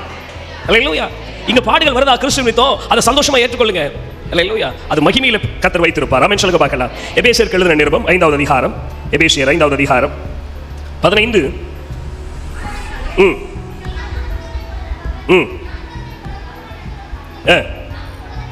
நாட்கள் பொல்லாதவன காணப்படினால் காலத்தை பிரயோஜனப்படுத்திக் கொள்ளுங்கள். ஆகையால் நீங்கள் மதியற்றவர்களாயிராமல் கர்த்தருடைய சித்தம் இன்னதென்று உணர்ந்து கொள்ளுங்கள். அல்லேலூயா சொல்லுங்க பார்க்கலாம். அல்லேலூயா. ஆண்டவருடைய பிள்ளைகள் இந்த கானானிய ஆவி உங்களை தாக்காம இருக்குன்னா கர்த்தருடைய சித்தம் இன்னதென்று நம்ம என்ன செய்யணுமா? உணர்ந்து கொள்ளணும். ஆமென் சொல்லுங்க பார்க்கலாம். அல்லேலூயா. இன்னைக்கு இந்த கானானிய ஆவி என்ன செய்ய தெரியுமா? உங்களுக்கு தேவன் வாக்கு பண்ணின ஆசீர்வாதத்தை, நன்மையை நீ சுதந்திரிச்சிடாத. அது பேரின்பம். அந்த பேரின்பத்தை நீ அனுபவிச்சிடக்கூடாது. எப்படியாவது உன்னை சிற்றின்பத்திலேயே வச்சு இந்த உலக சந்தோஷத்திலேயே உன்னை மூழ்கடிச்சு இதுதான் உலகம், இதுதான் சந்தோஷம்னு சொல்லி உங்களை ஏமாற்றுகிற பிசாசின் தந்திரமான ஒரு ஆவி கானானிய ஆவி. அல்லேலூயா அல்லேலூயா. இதை நாம் மேற்கொள்ள வேண்டும், இதை ஜெயம் எடுக்கணும். ஆமென். அல்லேலூயா. ஒரு நாள் இதற்கு நம்ம இடம் கொடுக்கவே கூடாது. அல்லேலூயா. யாத்திராமத்தின் புத்தகம் 32வது அதிகாரம் 5-6 வசனங்களை வாசிக்கலாம். யாத்திராமத்தின் புத்தகம் 32. ஒரு பலிபீடத்தை கட்டி நாளை கர்த்தருக்கு பண்டிகை என்று கூறினான். சர்வாங்க தகன பலிகளை இட்டு பின்பு ஜனங்கள் புசிக்கவும் குடிக்கவும் உட்கார்ந்து விளையாட எழுந்தார்கள். அல்லேலூயா அல்லேலூயா. பாருங்க, இந்த களியாட்டுகள் பைபிள்ல எபிரேய பதத்துல சமவெளி அப்படின்னு சொன்னா களியாட்டுகள் நிறைந்திருக்கிற இடம்னு அர்த்தமா, அங்க நடனம் ஆடக்கூடிய இடம்னு அர்த்தமா, சிற்றின்பங்கள் உள்ள இடம்னு அர்த்தமா. தேவன் நமக்கு கொடுத்தது மலை தேசம். ஆனா இங்க நல்லா கவனிங்க, மோசே 40 நாட்கள் மலையில இருந்து உபவாசித்து கர்த்தருடைய கட்டளைகளை பெற்றுக்கொண்டு இறங்கி வரார். இப்ப இவெல்லாம் எங்க இருக்கிறான்? செமவெளியில இருக்கிறான். சரிங்களா? இந்த செமவெளியில இருந்தோடனே ஒரு வேலையும் இல்லை பாருங்க, 3 வேளையும் கர்த்தர் சாப்பாடு கொடுத்துட்டாரு. ஹலோ அல்லேலூயா சொல்லுங்க பார்க்கல. 3 வேளை என்ன இல்லை? சமையல் இல்லை. பெண்கள் நல்லா கவனிங்க, 3 வேளை என்ன இல்லை? சமையல் இல்லை. ஏன்? காலையில மாலையில என்ன கொடுத்துட்டாரு? மண்ணா கொடுத்துட்டாரு. டெய்லி மண்ணா, 3 வேளைக்கு மண்ணா சாப்பிட்டு சும்மா உட்காந்து சும்மா இருந்தா சொல்லி சும்மா இல்லை. என்ன செய்யுது? ஏதாவது ஒன்று பண்ணணும். அதனால தான் சொல்லுவோம் அடிக்கடி, சும்மா இருந்தால் நம்ம என்ன செய்வோம்? சாத்தானுடைய தொழிற்கூடமா மாறிடுவோம். தேவையில்லாத சிந்திக்கிறது, தேவையில்லாத பண்றது, சரிங்களா? தேவையில்லாத வேலைகளை செயல்படுத்துறது எங்க அப்படின்னா சும்மா இருக்கிறது தான் செய்வான். சரிங்களா? இப்போ இவங்க இஸ்ரவேல் ஜனங்கள் சும்மா இருக்கான். 40 நாள் இவர் மலையில ஏறி கர்த்தருடைய சமூகத்தில் இருந்துட்டு இறங்கி வராரு. இவன் கண்ணுக்குட்டியை செஞ்சு வச்சுட்டு அதுக்கு பலி செலுத்திட்டு என்ன செய்யறான்? இவன் டான்ஸ் ஆடிட்டு ஏந்திருக்க விளையாட எந்திரிச்சாங்களாம். அவங்களுக்கு என்ன அப்படின்னா பொழுது போல. என்ன போல? எத்தனை பேர் இந்த பொழுது போலன்னு சொல்றாங்களோ அந்த ஆளெல்லாம் என்ன ஆவியினால பாதிக்கப்பட்டிருக்காங்கன்னு அர்த்தம் சொல்லுங்களேன். பொழுது போகலன்னு ஒருத்தன் சொல்றான் அப்படின்னா, பொழுது போகலன்னு பார்த்தேன்னு சொல்றாங்க, சினிமா பார்க்குறேன், சீரியல் பார்க்குறேன்னு சொல்றாங்க, என்ன ஆவியினால் பாதிக்கப்பட்டிருக்காங்க? அல்லேலூயா. நாட்கள் பொல்லாதவைகளானபடினால் சொல்லி முடிங்க, காலத்தை பிரயோஜனப்படுத்திக் கொள்ளுங்க. நீங்களே வேதனையா இருக்கு நேரமத்தில், ஐயோ இன்னும் இது இருந்தால் அதை செய்யலாமே அதை செய்யலாமே. சிலர் நீங்கள் வயசானவங்களை கவனிச்சிருக்கீங்களா? சில வீட்டில் வயசான பாட்டி தாத்தா மாதிரிலாம் இருப்பாங்க, சும்மாவே இருக்க மாட்டாங்க. சும்மா எதையாவது கூட்டுவாங்க, தொடப்பாங்க, எடுப்பாங்க, வைப்பாங்க. சிலர் வீட்டில் இருக்க சொல்லுவாங்க, சும்மா தான் இருங்களேன், முடியல இல்லை, ஏன் ஏதாவது போட்டு செஞ்சுட்டு கிடக்குறீங்க, சொல்லியிருக்கீங்களா இல்லையா? அது ஏன் தெரியுமா? அவங்க அப்படி இருக்கிறதுனால தான் அவங்களுடைய பலனே அதில் தான் இருக்குது. சும்மா இருந்தால் சீக்கிரம் செத்து போயிடுவாங்க. நமக்கெல்லாம் எப்படி தெரியுமா இருக்கும்? நம்மளை விட்டா படுத்து தூங்குவோம். இதை பாரு, எதையாவது நோண்டிக்கிட்டு கூட்டிகிட்டு கிடக்கு, தொடச்சிக்கிட்டு கிடக்கு. அந்த வயதானவர்களுடைய வாழ்க்கையில் ஓட்டம் ஏன் அவ்வளோ ஸ்ட்ராங்காக இருக்காங்க அப்படின்னா அவங்க வேலை செஞ்சுக்கிட்டே இருக்கிறவங்க. சரிங்களா? சோம்பேறியா இருக்கிறவன் கர்த்தருக்கு பயன்பட மாட்டான், பிசாசுக்கு பயன்படுவான். சரிங்களா? அவங்களுக்கு என்ன அப்படின்னா, இப்போ இஸ்ரவேல் ஜனங்களுக்கு என்ன இல்லை, பொழுது போகல. என்ன போகல? ஆமா, பொழுது போகல. எதையாவது ஒன்று பண்ணணும். அதனாலதான் அவன் பாவம் செஞ்சு விழுந்து போயிட்டான். இன்னைக்கு தேவ பிள்ளைகள் பொழுது போகலன்னு சொல்லி எதையும் செய்யறானா அது பாவம், அது கானானி ஆவியினால் பாதிக்கப்பட்டிருக்கான். ஏதாவது தேவையில்லாம சிக்கிக்குவான். எப்பொழுதுமே தேவ பிள்ளைகள் ஆயத்தம் உள்ளவர்களாய், எப்பொழுதும் தேவ ராஜ்யத்தில் பயன்படுகிறவர்களாய் இருக்கணும். ஒண்ணு வீட்டில் இருக்கிற வேலை செய்யணும், இல்லையா முழங்கால் போட்டு ஜெபம் பண்ணணும். அல்லேலூயா, அல்லேலூயா. நான் ஒரு கட்டளை கொடுத்துருக்கிறேன் என்னுடைய சபையில, வாரத்தில் 2 நாள் உபவாசம் பண்ணலைன்னா தயவு செஞ்சு என் சபைக்கு வராது, ஓடி போயிடுன்னு சொல்லிட்டேன். வாரத்தில் எத்தனை நாள் உபவாசம் பண்ணலைன்னா வரக்கூடாதுன்னு சொல்லியிருக்கேன். 2 நாள். ஒன்று நீங்க குடும்பமா தனியா உங்க வீட்டில் உங்களுடைய தனிப்பட்ட முறையில் வீட்டில் உபவாசம் போட்டு ஜெபம் பண்ணணும் ஒரு நாள். இன்னொரு நாள் சபையில் உபவாசம் போட்டு வந்துடணும். இல்ல அப்படின்னா தயவு செஞ்சு ஊருக்கு தெருவுக்கு சபை இருக்கு, எங்கேயாவது ஓடி போய் தேவையில்லை. நீ ஸ்தோத்திரம். அல்லேலூயா. உங்களை சொல்லல, ஏன் சபையில சொன்னேன். அல்லேலூயா சொல்லுங்க பார்க்கல. அல்லேலூயா, ஸ்தோத்திரம். ஏன் உபவாசம் போட்டு ஜெபம் பண்ண சும்மா உட்கார்ந்திருக்கிறது இல்ல. தேவனுடைய ராஜ்யம் பலவந்தம் பண்ணப்படுகிறது. ஆமென். பரலோக ராஜ்யம் பேச்சில் இல்ல. ஆமென். நாட்கள் பொல்லாதவைகளா இருக்கு, நாம பிரயோஜனப்படுத்திக்கணும். சும்மா சிற்றின்பங்களை நேரத்தை நவுத்துறது, நேரத்தை கடத்துறது, சும்மா உட்கார்ந்துக்கிட்டு விளையாண்டுக்கிட்டு சிரிச்சுக்கிட்டு ஆவாத சம்பாஷணை உங்களுடைய நல்வொழுக்கத்தை கெடுக்கும்.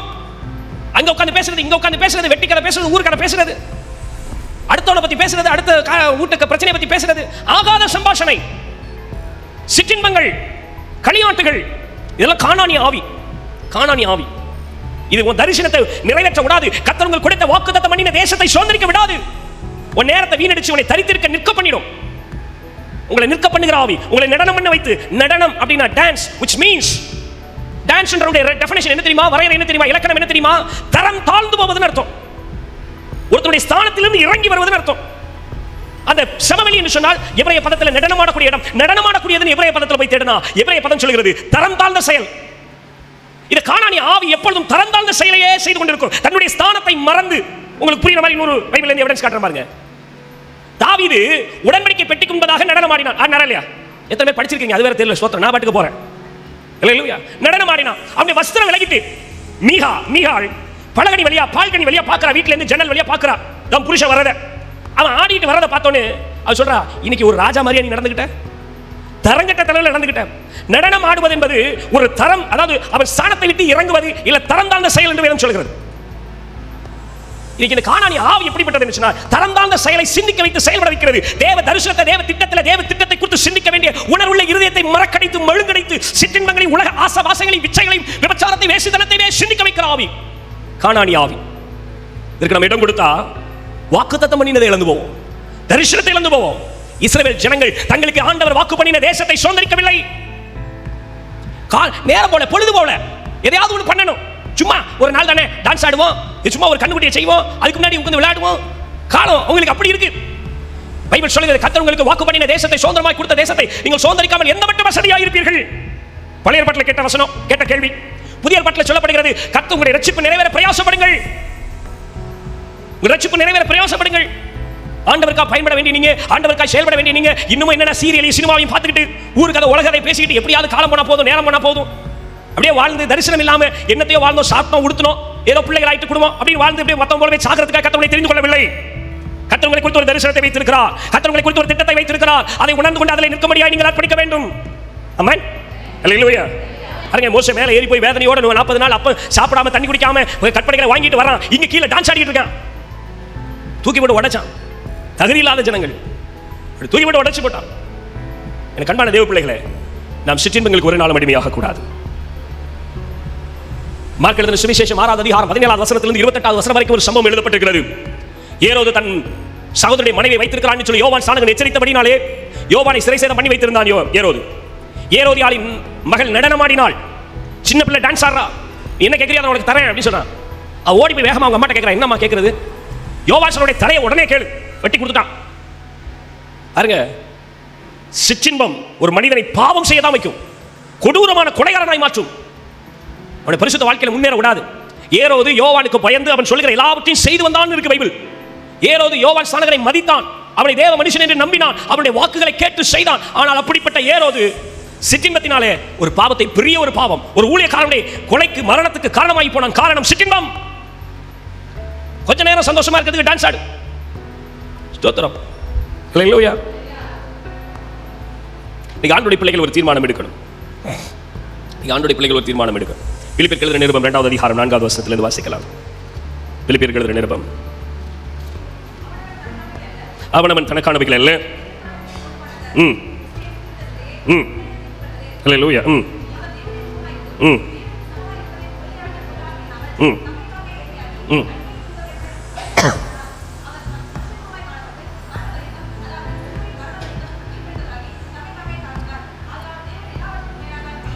ஹல்லேலூயா. நாம் தரம் தாழ்த்த வேண்டிய, நம்முடைய வாழ்க்கை தாழ்த்தி அர்ப்பணிக்க வேண்டிய இடம் கிறிஸ்துவுக்காக இருக்கணும். ஆமென் சொல்லுங்க பார்க்கலாம். ஹல்லேலூயா. சாத்தானுக்காக இருக்கக்கூடாது, கிறிஸ்துவுக்காக கீழே இறங்கணும். ஆமென் சொல்லுங்க பார்க்கலாம். சாத்தானுக்காக ஆடக்கூடாது, சாத்தானுக்காக இறங்கக்கூடாது, நீ கிறிஸ்துவுக்காக இறங்க வேண்டும். ஆமென் சொல்லுங்க பார்க்கலாம். கிறிஸ்து தம்மை தாமே வெறுமையாக்கி அவர் தம்முடைய ஸ்தானத்தை விட்டு இறங்கி வந்தார். ஹல்லேலூயா. ஹல்லேலூயா. நீ கிறிஸ்துவுக்காக செயல்படுகிறவள் வேணும், கிறிஸ்துவுக்காக நிற்கிறவள் வேணும். ஆமென். அதை சந்தோஷம் நீங்க நினைக்கணும். ஆமென் சொல்லுங்க பார்க்கலாம். கிறிஸ்துவுக்காக நான் பாட அனுபவிக்கிறேன், அதுக்காக சந்தோஷப்படணும். ஆமென் சொல்லுங்க பார்க்கலாம். அதுக்கு எனக்கு ஒரு பாக்கியத்தை கத்தர் கொடுத்தாரேன்னு நினைக்கணும். அதன் மித்தமா ஒரு அவமானத்தை நான் சகிச்சேன், அதுக்காக கத்தருக்கு நன்றி சொல்லணும். எல்லாருக்கும் ஆண்டவர் அனுமதிக்கல, எல்லாருக்கும் ஆண்டவருடைய அனுமதிக்கல. கர்த்தர் உங்களுக்கு அப்படி ஒரு பாக்கியத்தை கொடுத்தாருன்னா கர்த்தருக்கு நன்றின்னு சொல்லுங்க. கிறிஸ்து நிமித்தமாய் பாடுகள், நிந்தனைகள், அவமானங்கள், போராட்டங்கள் வரும்போது சகிக்கிற நீங்கள் பாக்கியவான்கள். பரலோக ராஜ்யத்தில் உங்களுக்கு பலன் அதிகமாக இருக்கும். ஆமென். சிற்றின்பங்களை ஒரு நாளும் மூழ்கிவிடக் கூடாது. ஹல்லேலூயா.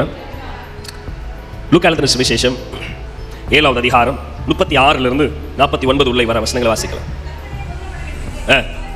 பரிசேயர் ஒரு பக்கத்தை சொல்லி வாசித்துருங்க. லூக்கா எழுதின சுவிசேஷம் 7வது அதிகாரம் 36 to 49 வரைக்கும் சொல்லுங்க. ஹல்லேலூயா. இந்த சம்பவம் என்ன சொல்லுகிறது? இயேசு கிறிஸ்து ஒரு பரிசேயனுடைய வீட்டிலே பந்தி இருக்கிறார். அங்கே அவர் பந்தி இருக்கும்போது ஒரு பாவியான ஸ்திரீ வருகிறாள். அப்படி தன்னுடைய வாழ்க்கையில் விபச்சாரம், வேசித்தனத்தை மாத்திரமே செய்து வாழ்ந்த ஒரு பாவமுள்ள ஸ்திரீ. அந்த ஸ்திரீ வந்து இயேசுவின் பாதத்திலே கண்ணீரினாலே அவருடைய பாதத்தை நினைக்கிறாள். தன்னுடைய தலை முடியினாலே அதை துடைக்கிறார். பரிமள தைலத்தை விட்டு அதை துடைக்கிறாள். அவருடைய பாதத்தை முத்தம் செய்கிறார். ஆண்டவர் சொல்கிறார், இவள் செய்த அநேக பாவங்கள் இவளுக்கு மன்னிக்கப்பட்டது. ஹல்லேலூயா சொல்லுங்க பார்க்கலாம். எனக்கு அன்பான தேவ பிள்ளைகளே, நீங்கள் கிறிஸ்துவாகிய கன்மலையிடத்தில் வரும்போது இந்த கானானின் ஆவி, இந்த கானானின் பாவங்கள் உங்கள் வாழ்க்கையிலிருந்து நீக்கப்படுகிறது. ஆமென் சொல்லுங்க பார்க்கலாம். ஹல்லேலூயா. ஹல்லேலூயா. இவ்வளோ நாள் சினிமா, டிவியை பார்த்து, சீரியலை பார்த்து வீணடிச்சு உங்கள் வாழ்க்கை கிறிஸ்துவிடத்தில் வரும்போது பரிசுத்தமாக்கப்படுகிறது. ஹல்லேலூயா. இங்கே லோத்துவுக்கு கானானி ஆவியிலேருந்து வெளியில் வர்றதுக்கு தேவன் ஒரு அடிப்படை சத்தியத்தை சொல்லிக் கொடுத்தார். லோத்துவை கர்த்தர் சோதோம் குமோரா பட்டணத்தில் வெளில கொண்டு வரும்போது ஒரு வார்த்தையை தேவதூதன் சொல்கிறான், சமபூமி எங்கும் நில்லாதே. சொல்லுங்க பார்க்கலாம். ஹல்லேலூயா சொல்லுங்க பார்க்கலாம். எங்கே ஓடிப்போன்னு சொல்லி கொடுத்தாரு? எங்கே ஓடிப்போ சொல்லி கொடுத்தாரு? மலைக்கு ஓடிப்போம். சொல்லுங்க பார்க்கலாம். எங்க ஓடணும்? மலை. மலை என்று சொன்னால் ஜெபம் என்று அர்த்தம். ஹல்லேலூயா சொல்லுங்க பார்க்கலாம். நீ சமபூமி என்று சொன்னால் களியாட்டுகள் நிறைந்த இடம் அர்த்தம். பைபிள் சொல்கிறது, இந்த கானானி ஆவி உன்னை மேற்கொள்ளாம இருக்கணும்னா நீ இந்த களியாட்டுகள்ல நிக்காத, ஜெபம் பண்ணும்படி ஓடிப்போ. கரங்களை தெரிவிக்க மகிமைப்படுத்தலாமா? இந்த கானானி ஆவியை மேற்கொள்ளணும்னா நீ ஜெபம் பண்ற மனுஷியா மாறும்போது இந்த களியாட்டுகளின் ஆவி உன்னை மேற்கொள்வது இல்லை. ஹல்லேலூயா. ஹல்லேலூயா. இன்னைக்கு கர்த்தர் உங்களுக்கு வாக்கு பண்ணினதை, உங்களுக்கு தருவேன்னு சொன்னதை நீங்க சுதந்திரிக்க போகிறீங்க. ஹல்லேலூயா. உங்களை தரிசனத்தை மறக்க பண்ணி உங்க தரிசனத்தை மாற்ற நினைச்ச எல்லா சத்ருவின் தந்திரங்களை இன்னைக்கு நீங்க ஜெயம் எடுத்து வைக்கிறதுனால நீங்கள் கர்த்தருடைய வைத்த இலக்கை நோக்கி ஓட போறீங்க. ஆமென் சொல்லுங்க பார்க்கலாம். ஹல்லேலூயா. அங்கே இங்கேயும் பார்க்கிற வாழ்க்கையில தரிசனத்துல நிக்கிற ஒரு வாழ்க்கை வாழ போறீங்க. ஆமென் சொல்லுங்க பார்க்கலாம். இந்த கானானி ஆவி உங்களை தொட முடியாது. ஜெபிக்கிற மனுஷனை, ஜெபத்துல தரித்திருக்கிற மனுஷனை பெச்சாரமோ, வேசித்தனமோ, கானானி ஆவிகளோ, சிற்றின்பங்களோ தொட முடியாது. ஹல்லேலூயா. ஹல்லேலூயா. இன்னைக்கு கர்த்தர் உங்களை ஆசீர்வதிக்க போகிறார். ஆமென் சொல்லுங்க பார்க்கலாம். 4 ஆவிகளை குறித்து இன்னைக்கு நான் பிரசங்கம் பண்ணியிருக்கிறேன். ஏற்கனவே 3 நேற்று பண்ணது, அதை சின்ன நோட் கொடுத்திருக்கிறேன். என்ன ஆவி சொல்லுங்க பார்க்கலாம்? எபூசியரின் ஆவி, ஏவியரின் ஆவி, பெரிசியரின் ஆவி, கானானி ஆவி. கர்த்தருக்கு சித்தமான மற்ற ஆவிகளை மற்ற நாட்களில் பார்க்க கர்த்தர் உதவி செய்வாராக. ஆமென் சொல்லலாமா? அப்படியே முழங்கால் படிட்டு, அப்படியே போடுவாங்க படிச்சு அர்ப்பணிப்போடு. ஆண்டவரே, என்னை அழைச்சதுக்கு ஒரு நோக்கம் இருக்கு. சும்மா என்னை அலைய விடல, சும்மா நீங்க அங்கேயும் அலையல. தேவன் சொன்னார், இந்த தேசம் அம்மட்டும் நடந்து தெரியும், அதை உனக்கும் சந்ததிக்கும் தருவேன்னு சொன்னார். ஆபிரகாமை பார்க்கும்போது எல்லாருக்கும் பைத்தியக்காரத்தனமாக தெரிஞ்சிச்சு. என்னடா இங்கேயும் அங்கேயும் அலைஞ்சிக்கிட்டே இருக்கானே, கூடாரத்தை போட்டு இங்கேயும் திரியிறானேன்னு சொல்கிற மாதிரி இருந்துச்சு.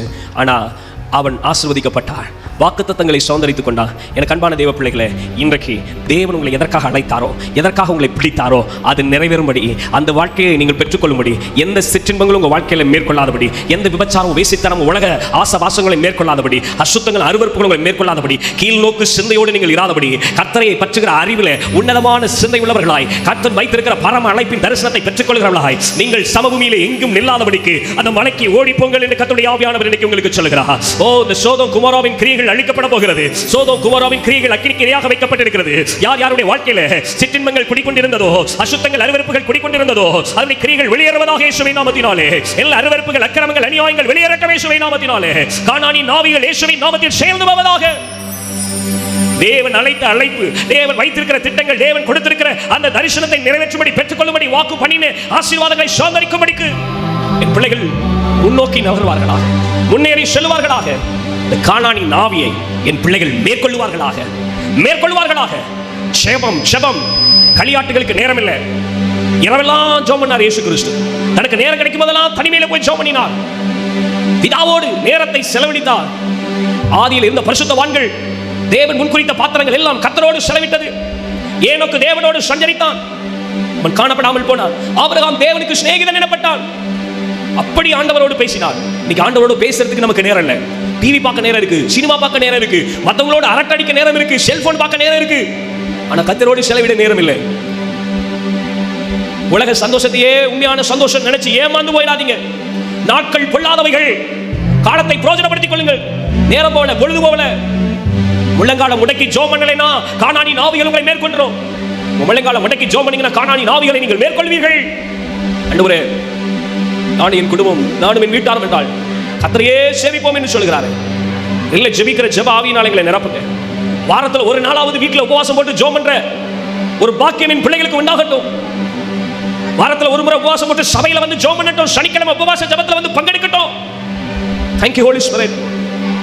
அப்படியே காலத்தை வீணடிச்சதெல்லாம் மன்னிங்கப்பா. காலத்தை வீணடிச்ச நாட்களை மன்னிங்க ஆண்டவரே. டிவியும் சினிமாவையும் சீரியலையும் பார்த்து வீணடிச்ச நாட்கள் இதெல்லாம் பாவம் இல்லை. சும்மா கொஞ்ச நேரம் அனுப்பா இருக்கு நானும் பார்த்தேன் அப்படின்னு சொல்லி தங்களை நியாயப்படுத்தின பிள்ளைகளை மன்னிங்க ஆண்டவரே. அந்த ஸ்திரீ வந்து தன் ஆண்டவருடைய பாதத்தில் விழுந்து அழுதாள். தேவன் சொன்னார், நீ செய்த அநேக பாவங்கள் உனக்கு மன்னிக்கப்பட்டு. யோ, என் காலத்தை வீணடித்த பாவத்தை மன்னியும். அதிலே சம்பாதித்த எல்லாவற்றையும் ஆண்டவருடைய பாதத்திலே ஊற்றி விட்டாள். அது ஒன்றுமில்லை, ஆண்டவரே என்னை மன்னியும் என்று சொல்லி வந்து நின்றாள். தேவன் அவளை பரிசுத்தப்படுத்தி அவளை ஆசீர்வதித்தார். தேவ பிள்ளைகளே, இன்னைக்கு ஒரு தீர்மானம் எடுங்க. உலக போக்கோடு இல்லை. எனக்காக அப்பா வச்சிருக்கிற ஓட்டத்தை நான் ஓடி முடிக்கணும். எனக்கு ஆண்டவர் வச்சிருக்கிற சித்தத்தை நிறைவேற்றி முடிக்கணும். எனக்கு ஆண்டவர் வச்சிருக்கிற இலக்கை நான் எட்டி பிடிக்கணும். நான் சும்மா உட்கார்ந்துருக்கிற நேரம் இல்லை. நான் சாதாரண ஒரு நபர் இல்லை. கர்த்தர் என்னை குறித்து ஒரு பெரிய நோக்கம் வைத்திருக்கிறார். என்னை குறித்து ஒரு பெரிய திட்டம் வச்சிருக்கிறாரு. அதுக்கு தான் எனக்கு நேரம் பத்தல. அதுக்கு தான் நேரத்தை செலவிடணும். சும்மா வீணடிச்சிடக்கூடாது. Thank you holy spirit. என் நேரம் மிக முக்கியமான நாட்களை கர்த்தர் எனக்கு கொடுத்திருக்கிறாரு. காலத்தை நான் பிரயோஜனப்படுத்திக்கிட்டு ஆண்டவரே. அநித்தியமான பாவ சந்தோஷத்துக்கு நான் இடம் கொடுக்க மாட்டேன். தேவ ஜனங்களோடு இருக்கிறத தெரிந்து கொள்வேன். தேவ ஜனங்களோடு இருக்கிறத தெரிந்து கொள்வேன். நீங்கள் எதை தெரிந்து கொள்ள போகிறீர்கள்? உங்க வாழ்க்கையில உலக நன்மையை தெரிந்து கொள்ள போறீங்களா? ஆண்டவரோடு இருக்கிறத தெரிந்து கொள்ள போறீங்களா? பைபிள் சொல்லுது, ஆபிரகாம் லோத்தை விட்டு ஆபிரகாம் அங்க லோத்து ஆபிரகாமை விட்டு பிரிந்த போது கர்த்தர் ஆபிரகாமோடு பேசினார். உலக சிநேகம் கர்த்தருக்கு பகை. உலகத்தில் உள்ளவைகள் என் பிதாவினால் உண்டானது அல்ல. உலகத்தில் உள்ளவைகள் அன்பு கூறாதீர்கள். இது என் பிதாவினால் உண்டானது அல்ல. ஆண்டவரே, இன்னைக்கு நீங்க எங்களோட பேசினபடினால உங்களுக்கு ஸ்தோத்திரம். குடும்பத்துக்காக ஓடி இருக்கலாம், எதற்காக ஓடி இருக்கலாம். இன்னைக்கு கர்த்தருக்காக ஓடும்படியாய் கர்த்தர் உங்களை முன்குறித்த நாள் இது. உடைய ஓட்டத்துடைய வாழ்க்கையை திசை திருப்புகிற நாள் இது. இதுவரைக்கும் நீ சோதோம் குமோரா பட்டணத்தில் இருந்திருக்கலாம். இன்னைக்கு கர்த்தரை பிடித்துக் கொண்டு வெளியே வருகிறார். கர்த்தரை வெளியே கொண்டு வருகிறார். இந்த சமபூமி எங்கும் நில்லாதே. இந்த சமபூமி எங்கும் நில்லாதே. இந்த களியாட்டுகளோடு உலகத்தின் சிற்றின்பங்களோடு நில்லாதே. நீ மலைக்கு ஓடிப்போ. நீ மலைக்கு ஓடிப்போ. உன் ஜீவன் தப்பும்படி நீ ஓடிப்போ என்று சொன்னாரே. அந்த தேவன் உன்னை உன்னை சந்திக்கிறார். உடைய வாழ்க்கையில தரிசனத்தை, உடைய வாழ்க்கையின் நோக்கத்தை நீ அடையும்படிக்கு, கர்த்தர் வைத்திருக்கிற நன்மையை நீ சோதரிக்கும்படிக்கு இன்னைக்கு கர்த்தராகிய கிறிஸ்துவாகிய கர்த்தரை நோக்கி ஓடு.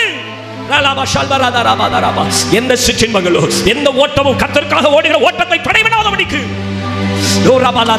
கிறிஸ்துவுக்காக கர்த்தருக்காக ஓடுகிற ஓட்டம் உண்டாவதாக. கானானின் ஆவிகள் உன்னை தொடாதபடிக்கு அக்கினியின் வல்லமையினாலே கர்த்தருடைய நிரப்பை பயன்படுத்த விரும்புகிறோம். எந்த அசுத்தங்கள் அருவருப்புகளும் இனி உன்னிலே கிரியை செய்ய முடியாது. Thank you Holy Spirit. உன்னுடைய சிந்தையை பிசாசால் இனி கரைப்படுத்த முடியாது. ஆவியிலே அனல் உள்ளவர்களாய், ஜெபத்திலே தரித்திருக்கிறவர்களாய் நீங்கள் மாற மாற கானானின் ஆவிகள் உங்களுடைய வெள்ளைகளிலிருந்து செயல்ந்து போகிறதை நீங்கள் பார்ப்பீர்கள். Thank you Holy Spirit. ஆண்டவரே, என்னை ஃப்ரீயா விடாதீங்க ஆவியானவர். எத்தனை பேர் சொல்ல போறீங்க? ஆவியானவர் நடத்துகிற வாழ்க்கை எனக்கு இனி வரணும்.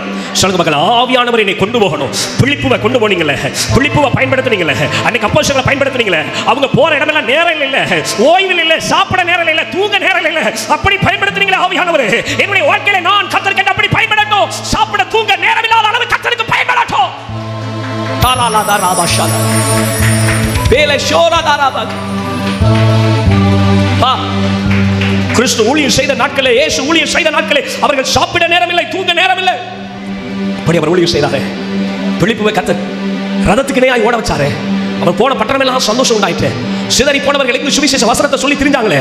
அப்பா, ஆதி திருச்சபையில் ஏற்பட்ட அபிஷேக அனல் என் சபையிலே ஊற்றப்படுவதாக. என் ஜனங்கள் நாட்களை வீணடிக்க கூடாது. நானும் என் குடும்பமும் என் சபையும் நாட்களை வீணடிக்க கூடாது. அப்பா, சிற்றின்பங்களை வீணடிக்க கூடாது. ஆண்டவரே, கர்த்தருக்காக நாங்கள் பயன்படட்டும். கானானின் ஆவிகள் என்னையோ என் குடும்பத்தையோ என் சபை ஜனங்களையோ தொடாதபடி அவைகளை இயேசுவின் நாமத்தினாலே இன்றைக்கு நான் மேற்கொள்கிறேன். பொழுது போல என் பிள்ளைகள் சொல்லாதிருப்பார்களாக, கர்த்தருக்காய் நான் பயன்பட்டுக் கொண்டே இருப்பேன் என்று சொல்வார்களாக. ஓ ரிபல் பல சத்தர தாராரா வஷாரா மரோ ஷேகரா பனானா ராதுரே பே ஷல்பத். கர்த்தருக்கு பயன்படுற குடும்பமா, கர்த்தருக்கு பயன்படுகிற கருவிகளா நீங்கள் ஒவ்வொருவரையும் வணைந்து கொள்கிறார்கள். தரிசனத்தை இழந்து சிற்றின்பத்தில் மயங்கி திரிகிறதற்கு ஒரு நாளும் நாங்கள் இடம் கொடுக்க மாட்டோம். பரிசுத்த ஆவியானவரே, எங்கள் கையை பிடித்து நீ வெளியே கொண்டு வந்ததற்காய் ஸ்தோத்திரம். இந்த சமூகம் எங்கேயும் இல்லாத சொன்னதற்காய் ஸ்தோத்திரம். அந்த மலைக்கு நேராக எங்களை கொண்டு போனதற்காய் ஸ்தோத்திரம். அந்த மகிமையின் மலையிலே, மறுரூப மலையிலே எங்களை கொண்டு போய் மகிமை எங்களுக்கு காண்பித்ததற்காய் ஸ்தோத்திரம். மோசே மலையிலிருந்து இறங்கின போது அந்த மகிமையோட முகத்திலே இருந்தது போல எங்களுடைய வாழ்க்கையிலே அந்த மகிமை இருப்பதாக. எல்லா கானானின் ஆவிகளை நுறுக்கி அதை கரைத்து அதன் கிரிகளை அழிக்கிறது மோசே மேல் இருந்த அபிஷேகம் இன்றைக்கு என் மேலே, என் சபையின் மேலே, என் குடும்பத்தின் மேலே இறங்கி வருவதாக. எல்லா கலியோட்டுகளின் கிரிகளை அழிக்கிறது அக்கினியின் அபிஷேகம்.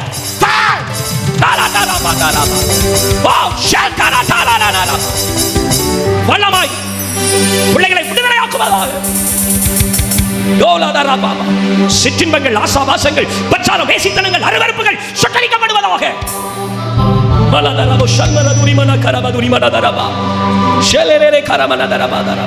கர்த்தர் கிரியை செய்கிறதற்காய் ஸ்தோத்திரம். கிரியை செய்கிறதற்காய் ஸ்தோத்திரம். ஹல்லேலூயா, ஹல்லேலூயா. என் பிள்ளைகள் தேவ பிரசன்னத்தில் மகிமையில நிரம்பி இருப்பார்களாக.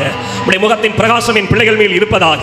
என் பிள்ளைகள் மேல் ஒவ்வொரு மேலும் உடைய முகத்தின் பிரகாசம் இருப்பதாக. அந்த மகிமையின் மலையின் பிரகாசம் என் பிள்ளைகள் மேல் இருப்பதாக. உடைய மகிமையின் மறுரூபத்தை காண்பார்களாக. மலையின் மேல் ஏறும்போது உடைய மறுரூபத்தை, மகிமையின் அனுபவத்தை பிள்ளைகள் பார்ப்பார்களாக. இன்னைக்கு ஒவ்வொரு நாளும் ஒவ்வொரு பிள்ளைகளின் மலைக்கு அழைத்து செல்வீர்களாக. அவர்கள் மறுரூபம் அடைவார்களாக.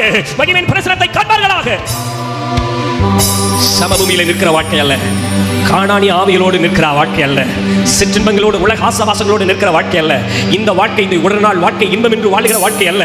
கர்த்தருக்காய் பரம ஈவை ருசி பார்க்கிற மகிமையிலே நிற்கிற அந்த மகிமையான ஆசீர்வாதத்தை அனுபவிக்கிற, எதிர்நோக்குகிற அந்த தரிசனத்தோடு நிற்கிற ஒரு பெரிய பாக்கியமுள்ள சந்ததியாயின் ஜனங்கள் எழும்புவார்களா? அப்படியே உமக்கு நன்றியோடு துதிக்கிறேன். நீங்களோடு பேசினதற்காய் ஸ்தோத்திரம். சொல்லுங்க, நீங்களோடு பேசினதற்காய் ஸ்தோத்திரம். நீரே மகிமைப்பட்டதற்காய் ஸ்தோத்திரம். எல்லா துதியான மகிமையும் உமக்கு ஒருவருக்கே செலுத்துகிறோம். அங்கீகாரம் ஏற்றுக்கொள்ளும் நல்ல பிதாவே. ஆமென், ஆமென்.